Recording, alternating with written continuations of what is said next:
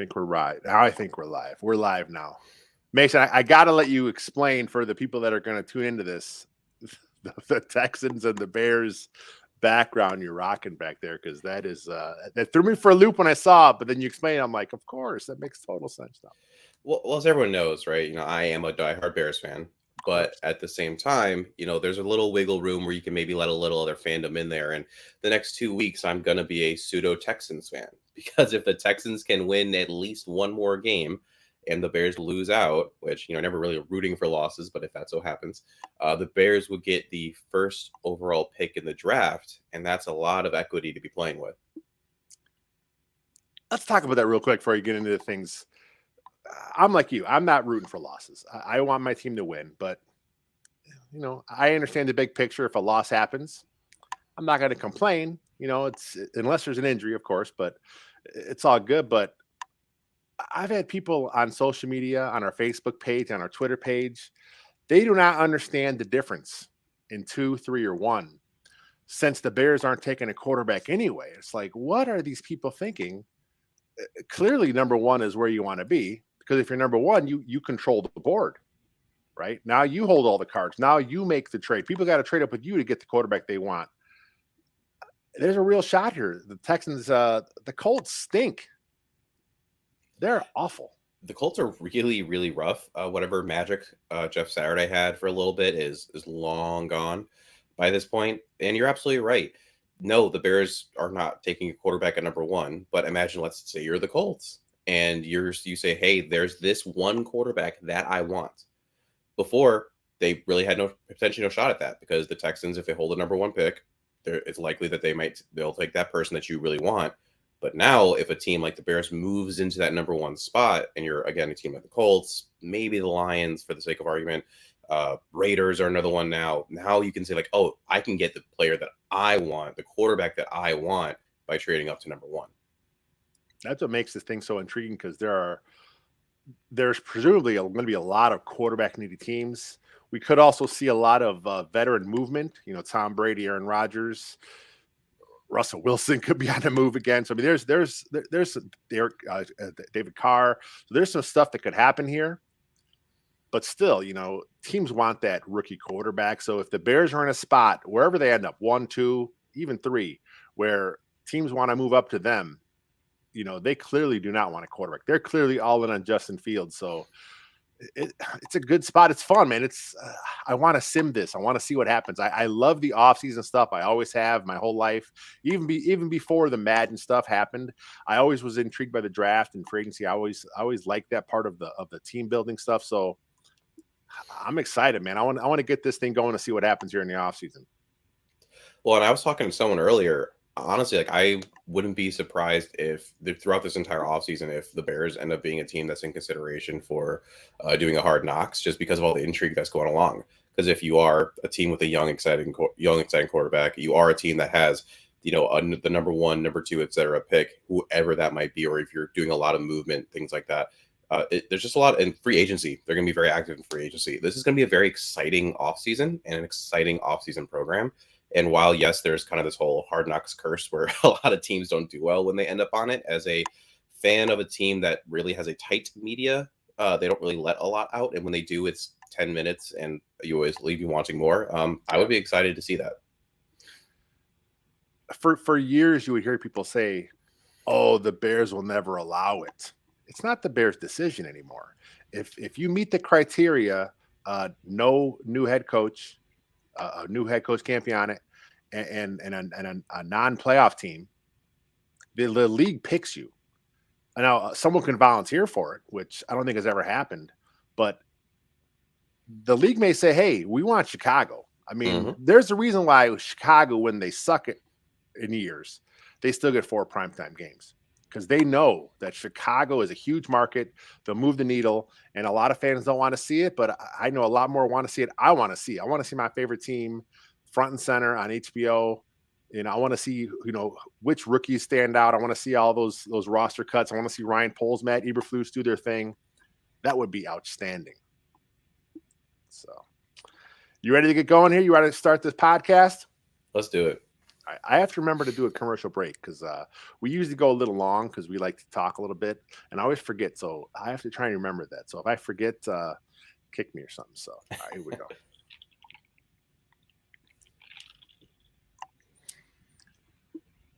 What is happening, Chicago Bears fans? This is T Formation Conversation. I'm your host, Lester Wiltfong, editor-in-chief at Windy City Gridiron. You can also find me co-hosting Bear and Balance, which is another podcast on the network. And as I have most of this season, I am joined by Mason West, doctor of physical therapy, to kind of help us out as we preview the Bears Lions with a special emphasis on the injured players. Mason, how you doing today? Doing pretty good. Apologize to anyone having to listen. I have a little bit of a cold I'm getting over, so I sound a little funky. But other than that, doing okay. You know, you did your Bare Bones podcast last night solo because Dan had to work, so you were all alone. And I got to tell you, as someone who started doing this whole thing here solo, I did not like being solo. So the fact that you were able to knock out close to an hour show, I would listen to it on the train ride home today. Outstanding stuff. Good job there. No, I appreciate it. You know, Jordan flu game. You just got to do what you got to do. And luckily, the way the show is set up, it's the categories we have. It's easy to roll through those. But it was definitely different because usually Danny and I banter a good amount, and had to keep myself on track a little bit. You know, those categories are fun. I know we do the same thing, kind of similar thing on Bear and Balance with me and Jeff Burkus. I find the categories help pace the show. And it helps give your listeners something to always tune into. Oh, I know they're going to run through these categories for the most part. It gives you, a frame of reference to know kind of where the show's going. So if you have not listened to Mason's show, Bare Bones, it's him and Danny Meehan Thursdays. Well, the season's almost over, so you only have one more week to go here before we hit off season. But hey, check it out either on the Windy City Gridiron podcast channel or here on Second City Gridiron YouTube channel. So, but let's get into this here. And before we get into the injury report, I want to go over a few injured players who are playing. And the first one, of course, is Justin Fields going to be okay? Shoulder injury. You kind of broke it down on your show last night. He got his foot stepped on. He says he's fine. He's a tough kid. I kind of saw him doing a little gritty, a little Christmas gritty on a video. So I think he's moving okay. But honestly, is Justin Fields going to be okay here? So, especially with the extended season, right? We have the extra week here. No player is 100%. You know, it's just a matter of, are you hurt or injured? And especially with Justin, his definition of hurt or injured are also two very different things. To him, he's just always hurt at most. He's always going to gut it out. We saw that back at Ohio State. You know, he got smacked in the ribs multiple times and was still able to gut it out. We saw that back in high school. You can see there's a clip of him when he broke a finger and he was still playing and finishing out the game. So he's a guy that he's never going to pull himself out. And we saw a little bit last week what that might mean for him. So, you know, it was like a kind of a bang, didn't think much of it play. Schofield blocked his guy into Justin. He just lowered his shoulder and he had direct impact on that AC joint.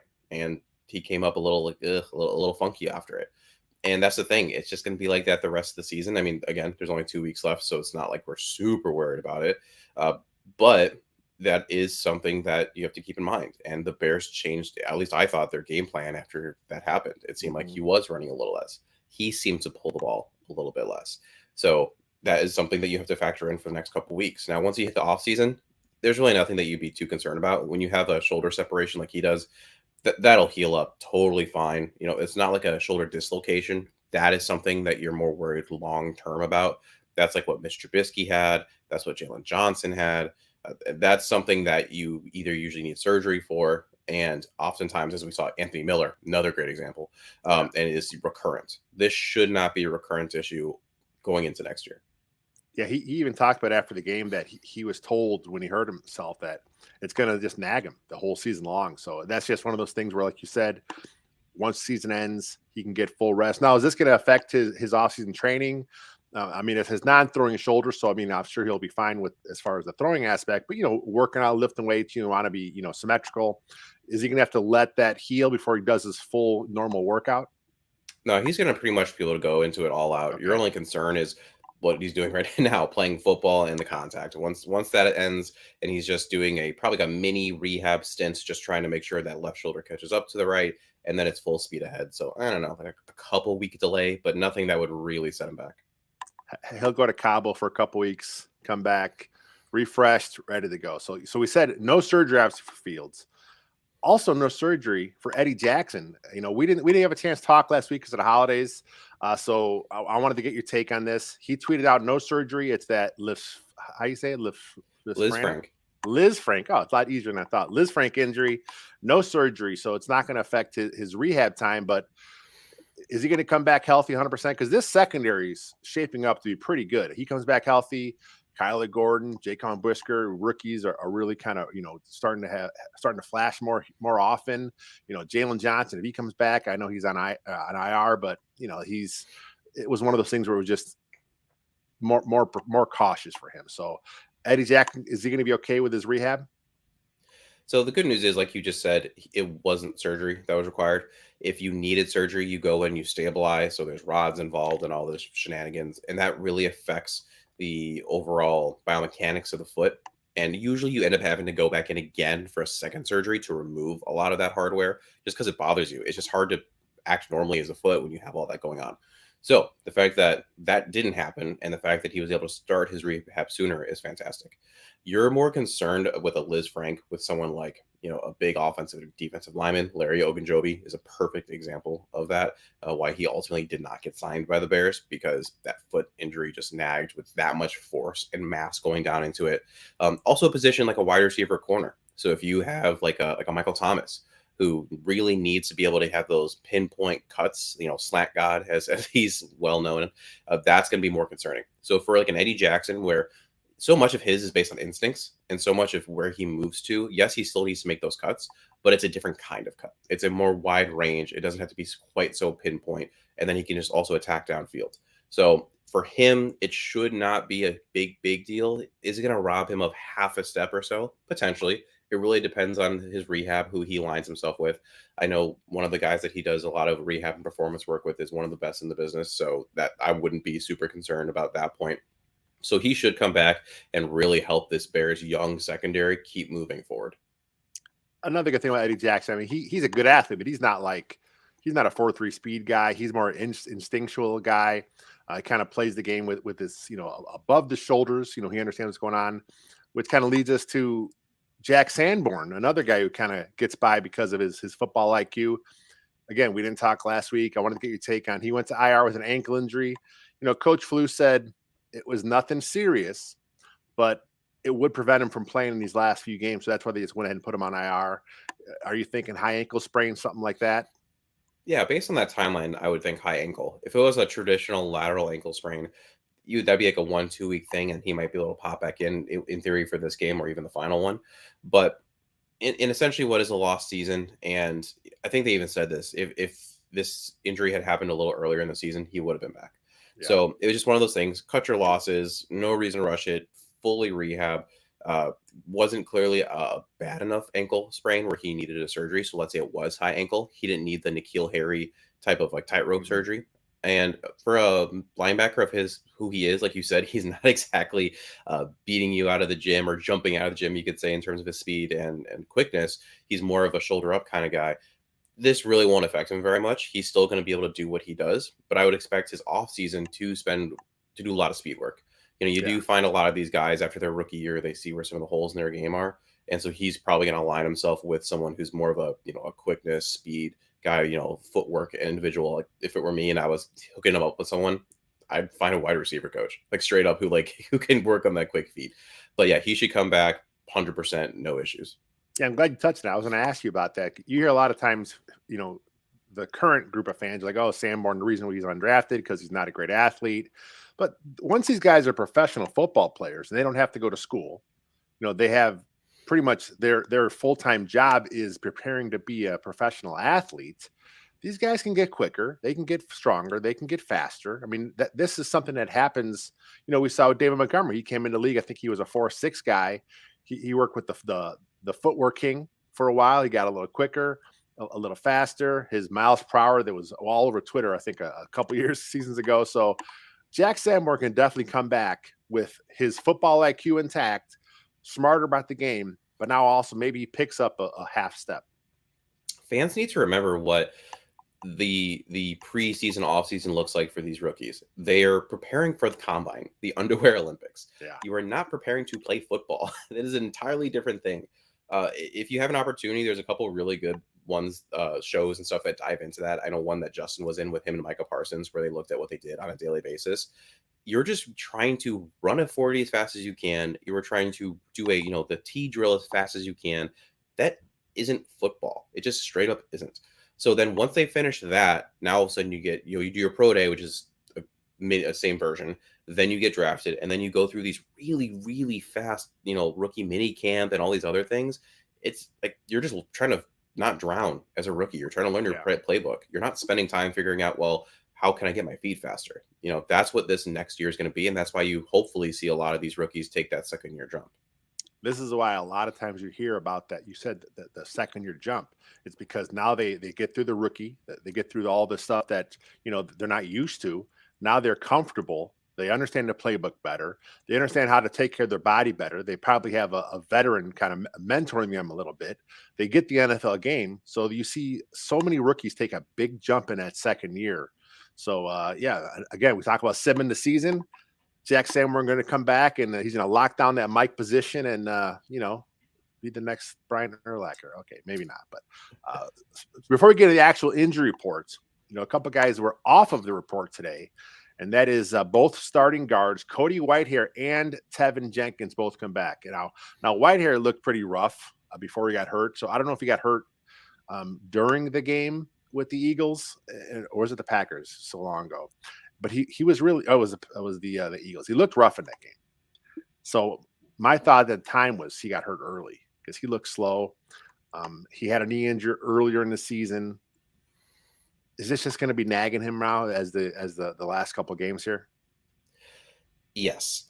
I would not expect amazing play out of Cody Whitehair at these next couple games. It's just going to be basically try not to get your butt kicked too much. And the question ends up being, is he your best? Is a 75% Cody Whitehair better than 100% of your other option? So whoever that might be, whether you're talking about Tier Carter, who isn't an option this week as he's out, are you talking about it's just tough. There's just not a lot of options on that offensive line. You're talking about Schofield. You're talking about Schofield. You're talking about some of those guys. And so yes, it's going to be lingering for the rest of the season, and it's going to be an important offseason for him. And the reason he's pushing through this too is because there is a question mark in terms of, is he going to be with the team next year? Is there an option to move on from him, especially with the amount of money that the Bears are going to have? Because they could deal with some of the dead money that's going on there. So it's understandable why Cody wants to keep pushing through this, and it's understandable that the Bears want to see what they ultimately have, because this year's been a lot of ups and downs for him. And then Tevin Jenkins, he had the neck injury. He was taken out on a board. And obviously with the neck, you don't play around with the neck or head injury. Right. If you think there's possibly something going on there with a spinal cord or neck or something, you put him on the board. You'd be really, really cautious with that.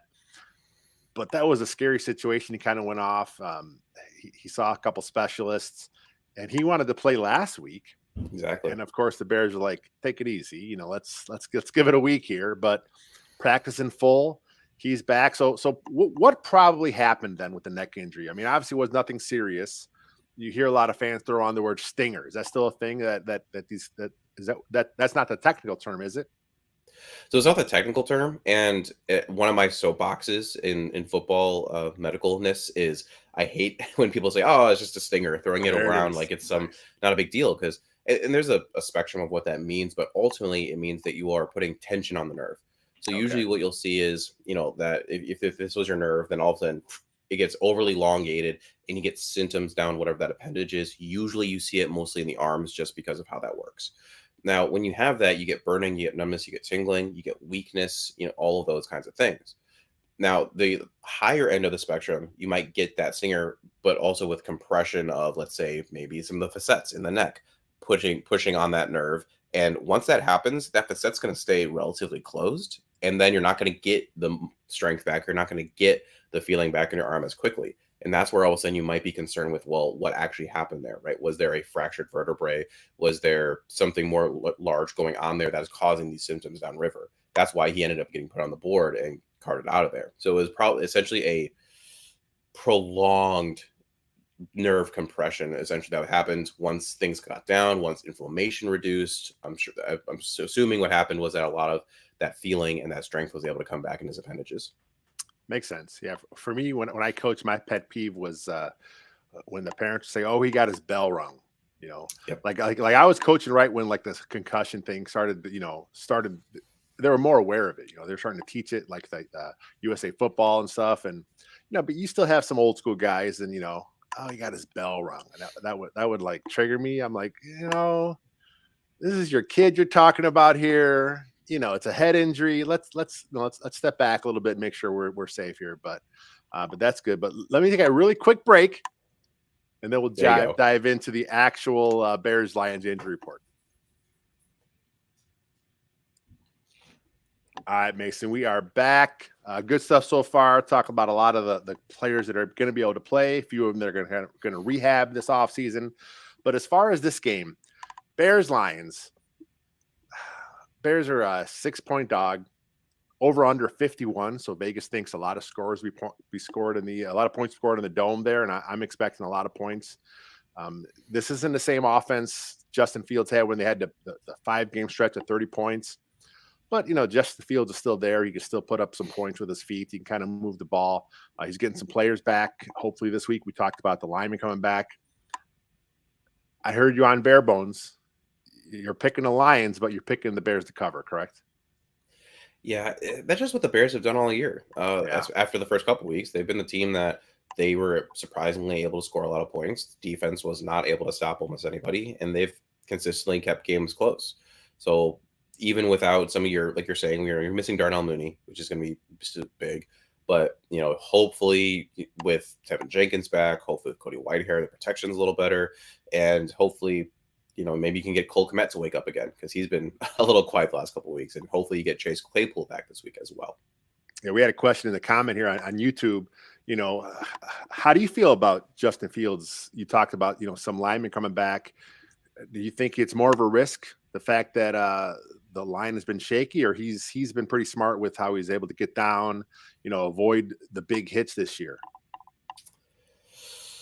Justin is a gamer, and he's always going to do that. And we've seen that time and time again. Like the end of that Bills game is a perfect example.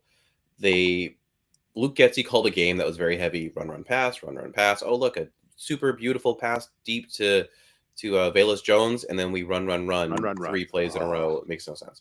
And now it's time. All right, we're down. We got to score. Let's just try to air it out all of a sudden. And Justin gets hit over and over and over again because the Bills can pin their ears back and they know exactly what's coming behind a line that is porous. It's just one of those things. He's not going to take the easy way out. We know that he's going to hang in the pocket. He's going to try to hit the play that's called, whether it's a deeper route. He's going to try to. He is a gunslinger, right? That's what he's going to do.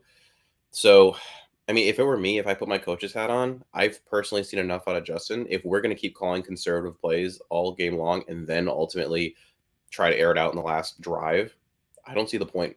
I would say, you know what? Oh, that shoulder's bad. I'm going to throw you on IR. Now, I know that's not what fans want to hear. That's not what Justin wants to hear. That's not what the players want to hear. But if but then call something different. Have a better game plan, because right now it's not working. I have a feeling that obviously he's going to play against the Lions.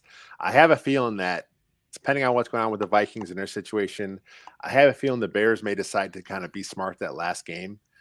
Maybe start Fields, maybe play him a little bit, but I think at some point we are going to see a little bit of a Nathan Peterman experience because, it's the end of the year. You talked about, let's just be safe. Let's get everyone in. Let's get everyone their moment in the sun here. But let's get into this report here. Bears Lions. It's not the cleanest of reports here, but the Bears have 2 guys ruled out. Sterling Weatherford, backup linebacker. He's sick. He's out. He'll be back. You already mentioned earlier at the top, Tyree Carter, guard, back injury. He hurt his back during practice, which is kind of unfortunate to see. And then he's ruled out. So you hope it's nothing serious. I guess if it was serious, they would have IR'd him, but hopefully he's back at some point. Neither one of those guys played on offense or defense anyway. So that's no big loss. But here we go. Chase Claypool, wide receiver, Dante Pettis, wide receiver, both questionable. on the heels of Equanimeous St. Brown finally being cleared from concussion protocol, so he'll be back. What are the chances of Chase Claypool, who is limited the last 2 weeks, and Dante Pettis, who got hurt in practice? You think these guys are going to be out there on Sunday? I wish there was a video of the Dante Pettis ankle injury, just because that would give a much clearer picture of what happened. Yeah. My understanding is, as you can see from the injury report, right, he was limited the rest of Wednesday when it happened. He didn't practice at all on Thursday, and then limited on Friday. The Bears Fridays are pretty chill. Like it's not that hard. So to be limited in there is definitely on the low end. Yeah. I'm more concerned about him playing than I am Chase Claypool at this point. I think for Chase, they're essentially seeing how his knee reacts. If on Saturday he wakes up, he feels good, he can run through stuff. Sunday he wakes up, he feels good. I expect he'll be playing. So I put his chances at more like 75% versus I put Dante Pettis's down at like 25%. I am not as confident with the Dante Pettis one, which stinks because now you have to figure out not just for being as a wide receiver, but also punt return. So do we get the return of Velus Jones? Velus, let's go. I'm ready for the Velus get his chance back, because I think he's just an electrifying runner. He has to work through that, the fumbleitis. But yeah, Dante Pettis, he's not here next year, I don't think. But Chase Claypool, he's a part of this team going forward. I think he wants to get out there. I think the coaches want to see him out there. I think Ryan Poles wants to see him out there. You want to see him kind of get out there and see what he can do, and if he can give Justin Fields that target he needs. And then one more Bear here on the report, Trevon Wesco, tight end. He hurt his calf a few weeks back. He missed a couple of games. Like Claypool and Pettis, he was limited. He's a big part of their blocking scheme. I mean, he's used as a blocker. They carry a fullback and Kari Blasingame, but they seem to use a double tight end set a little more often. So it'd be nice to get Wesco back. I mean, he was part of those big performances in the run game early this season. So you get Wesco back, maybe the Bears can put up another 200 yards on the Lions on the ground. I think when you lose a Wesco and Equanimeous St. Brown, you see that in the run game. You feel that in the run game. Exactly. Because they're both huge in blocking. And like you just said, and yes, no, Wesco's he's not exactly moving the chains himself with the ball, but seeing the difference between him on the edge versus having a Ryan Griffin or a Cole Kmet, it's a big difference. Before we go to the Lions, I want to ask you a question. N'Keal Harry, a lot of fan speculation is that he should be a move tight end, a Y tight end. Do you see that in his future? Do you think that's something that obviously that's up to the player to decide that, the coaching has to decide that, but he has the body type to do that, right? I mean, I think he would fit really well there. I think it would maximize his skill more just because he'd get much better matchups. But we kind of saw this a little bit with the Tevin Jenkins fiasco, even where he just really didn't want to move to guard. And there's a reason, because tight ends aren't glamorous. Tight ends don't get paid as much. I think if the writing was on the wall and, a couple things had to happen, he might see the light and be like, oh, I need to do this for me to survive in the NFL. But I think as of right now, he's still clinging to the hope that, no, I'm a wideout. And whether that's just because of the prestige, whether it's because of the payday, that he's kind of holding on to that. I hope he realizes at some point his best path to a long career is a tight end spot. I mean, he's a little bigger than Trey Burton, the Bears' old Y tight end. He's about that same size as several move tight ends in the league. So it fits for him. I don't see why he wouldn't want to do it. So let's go to the Lions real quick. Coyote Awasika. Did I say that right? Do you know? Have any idea how to say that name correctly? Coyote Awasika. Sounds good to me. I like it. Guard out for the Lions. He's a backup, not a big deal. Deshaun Elliott, though, he's a safety, starting safety for them. He's out, so obviously that's hurt their secondary. Frank Ragnow, from what I understand, he's been battling this foot injury all season long. They kind of been managing it, and the beat writers for the Lions, they're all pretty confident he'll play. So I know he didn't practice earlier in the week. It's kind of what the par for the course with him. He was limited today, but from what I understand, this is kind of what his routine has been. So their Pro Bowl center should be in the lineup. So that's obviously going to be bad for the Bears.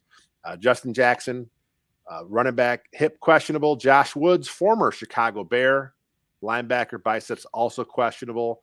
From what I understand, those two are probably game time decisions. But Frank Ragnow, I mean, he's a good part of this Lion offensive line with Penei Sewell, Record. They got a pretty good line. I mean, they've done a good job building it up. So if Ragnow can't play, but like I said, it sounds like he will. But the Bears need to get after the quarterback, and who's going to do that on this Bears D line right now?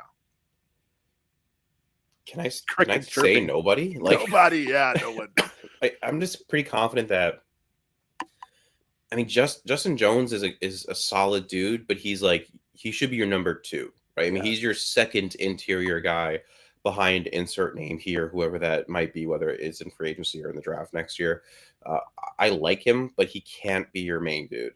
And right now, there's no edge rush whatsoever. As soon as you lost Robert Quinn, even as pedestrian as his pressure and numbers were, it just like Gibson's a guy.